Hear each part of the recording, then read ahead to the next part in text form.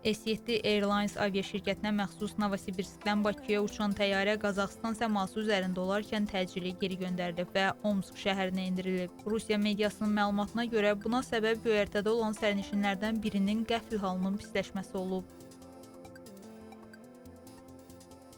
Azərbaycan ərazisindən tranzit keçməklə Ermənistana növbəti dəfə Rusiya gübrəsi göndərilib. 8 vaqondan ibarət ümumi çəkisi 536 ton olan gübrə bugün Biləcəri stansiyasından Böyük Kəsik istiqamətinə yola salınıb. Qeyd edək ki, indiyədək Rusiyadan Ermənistana Azərbaycan üzərindən tranzit keçməklə 25 min tondan çox taxıl, 1600 tondan çox gübrə və 68 ton qarabaşaq göndərilib. Tranzitlə yanaşı Azərbaycandan Ermənistana neft məhsullarının ixracı da davam edir. İndiyədək Azərbaycandan Ermənistana 8500 tondan çox dizel, 979 ton AI-92 benzini və 2955 ton AI-95 benzini ixrac olunub.